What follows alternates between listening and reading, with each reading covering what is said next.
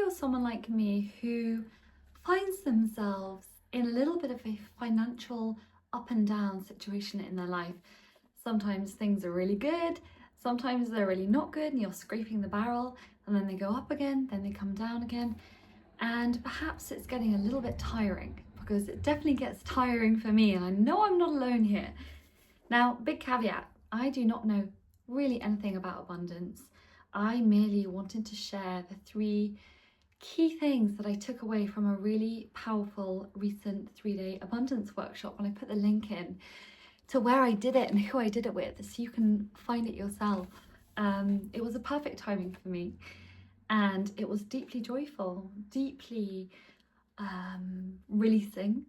I unlocked some really powerful things, because that's what happens when you are in a healing like container, like a workshop with other people. All the energies intermingle and some really powerful stuff comes out. So I just wanted to share what had come out for me in the hopes that it might serve you on your journey towards abundance.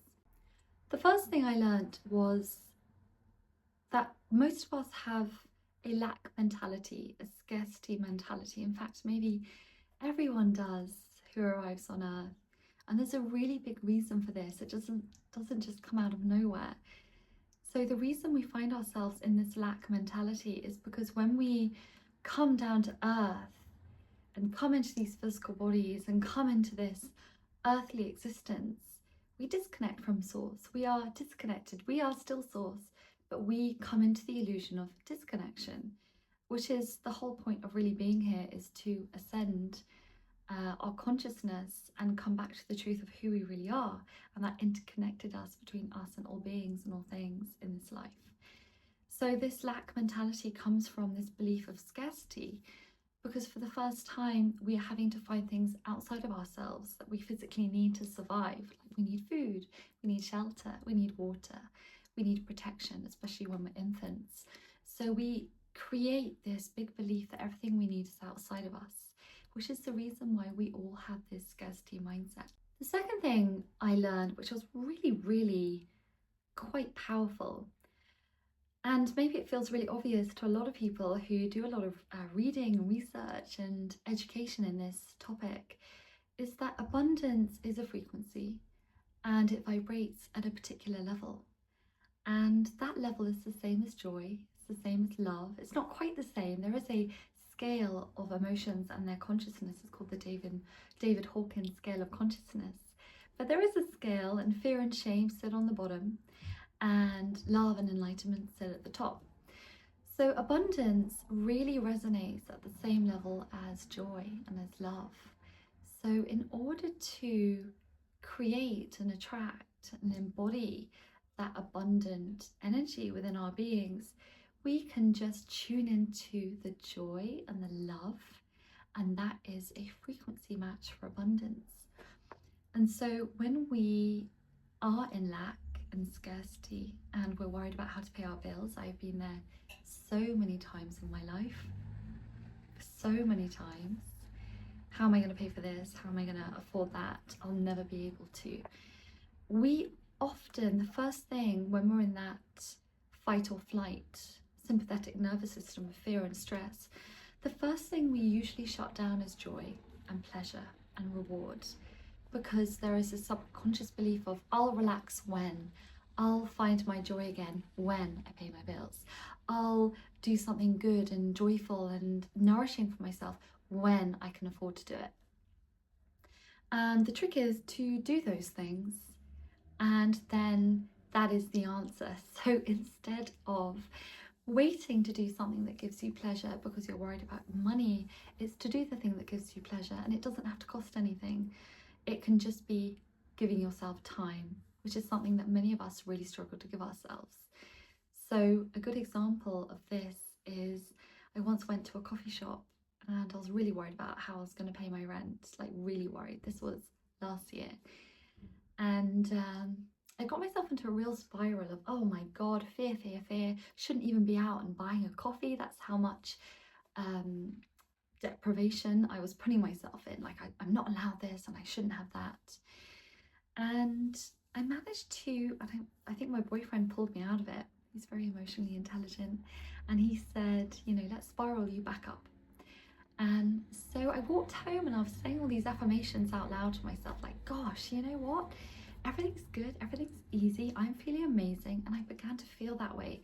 And then someone booked a reading an hour later, which really was a really perfect timing, a bit of cash to come in. And I'm really honest when I talk about things like this because we're all human and we all go through the same things.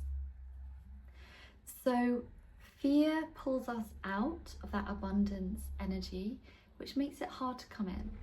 So the joyful things are spending time with people you love, laughing, spending time with animals, spending time watching a good film, reading a good book, walking in the sunshine, exercising, anything that brings you back into joy. And it's gonna have such a powerful impact. And this was probably the key thing that I took away is when you're in that scarcity, fear, stress mindset, just bring yourself back into doing something that gives you joy. Let the mental chatter go because the mind will not be able to fix the problem. It is an energy thing. The mind cannot seek and search for ways to bring more in. Sometimes you just have to let go of the rigidity and thaw and soften and allow things to come through. It's that beautiful saying of aparigraha, which is non-grasping. The last thing, which is such a huge thing, is we did a process which is all about coming into fear and leaning into the fear that normally we try and avoid and we try and hide from. And instead we opened up to it and we sat with it, and someone else held space while we did that. They didn't say anything, we just went through this fear and we went into it, we felt where it was in our bodies, and it was a 20-minute process. And what we realized was most people, myself included, cannot manifest what we really want because there are too many subconscious blocks underneath that we're not really aware of that are blocking it.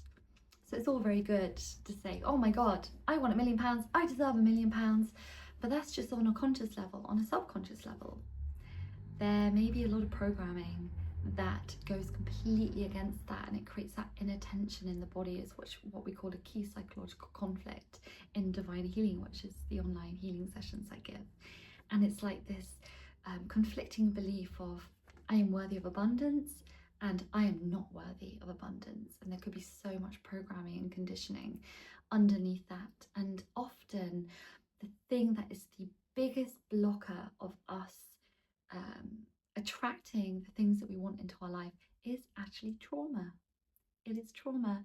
And the big realization I had on this workshop is that I have not acknowledged some really deeply traumatic stuff that I went through in 2020, which was all around my illusion of the world completely collapsed. And I wrote quite a lot about that if you look on my blog.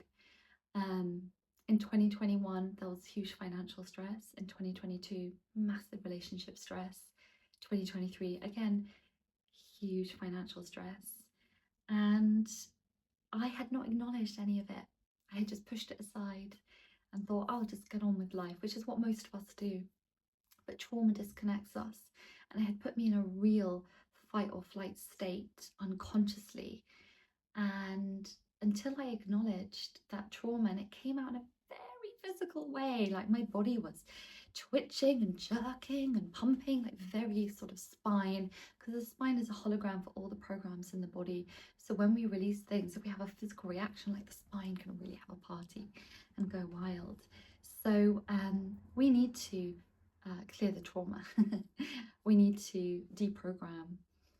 And we need to work on the lower chakras, the grounding chakras, before we can even come into the manifestation of, wow, I deserve this and I want this.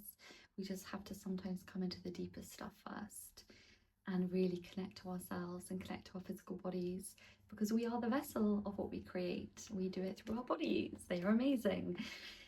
So yeah, these were the 3 things I learned. I wanted to share them in the hope that someone else might click with one of them or 2 of them or maybe all of them.